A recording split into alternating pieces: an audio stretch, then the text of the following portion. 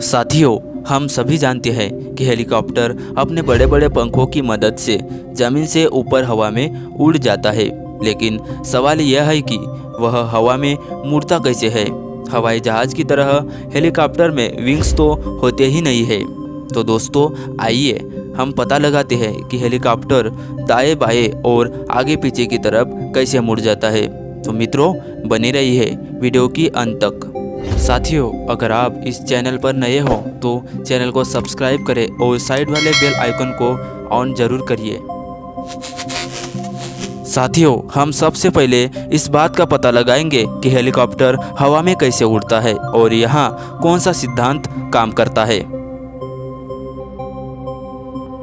साथियों, हेलीकॉप्टर के ऊपर जो लगा होता है वह पंख नहीं बल्कि पंखा होता है। जैसे अपने घर में सीलिंग फैन लगभग वैसा ही लगा होता है।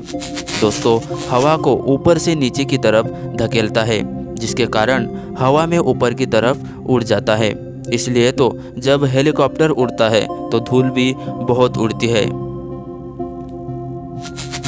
मित्रों, फिजिक्स की भाषा में कहें तो यहाँ बेर्नौली प्रिंसिपल काम करता है। इसके अनुसार हवा की स्पीड और हवा का दबाव एक दूसरे से कनेक्टेड है। जब हवा की स्पीड बढ़ती है तो दबाव कम हो जाता है। हेलीकॉप्टर को उड़ान के लिए एयरफॉयल सिद्धांत का प्रयोग किया जाता है। साथियों, हमने तो जान लिया कि हेलीकॉप्टर हवा में उड़ता कैसा है। अब जानते हैं कि हेलीकॉप्टर हवा में मुड़ता कैसा है। इसमें कौन सा सिद्धांत काम करता है।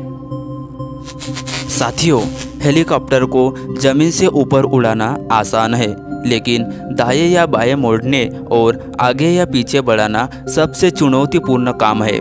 इसी कारण हेलीकॉप्टर के पायलट की जॉब बहुत रिस्की और इम्पोर्टेंट हो जाती है। साथियों, हेलीकॉप्टर को मुड़ाने के लिए भी एयरफॉयल का सिद्धांत उपयोग किया जाता है। इसे कार की तरह लेफ्ट राइट नहीं किया जा सकता। इसमें न्यूटन के गति का दूसरा नियम काम करता है। मोड़ने के लिए विमान पतवार की मदद से हेलीकॉप्टर को झुकाया जाता है। जिस दिशा में हेलीकॉप्टर झुक जाता है उसी दिशा में आगे बढ़ने लगता है। लेकिन यह इतना आसान नहीं है। साथियों, विमान पतवार को मोड़ने के लिए स्वास प्लेट का उपयोग किया जाता है।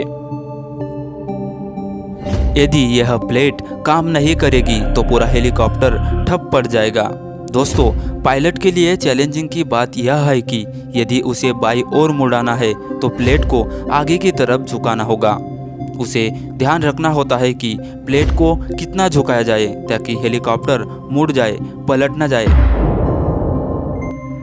और इससे भी सबसे बड़ी चैलेंजिंग की बात यह है कि हेलीकॉप्टर में पायलट द्वारा ऑर्डर करते ही एक्टिविटी नहीं होती, बल्कि थोड़ी देर बाद होती है। पायलट को पूर्वानुमान पर काम करना होता है, यानी जहां टर्न होता है वहां से थोड़ी देर पहले प्लेट को झुकाना पड़ता है। साथियों, जरा सोचिए, क्या आप ऐसा कर सकते हैं?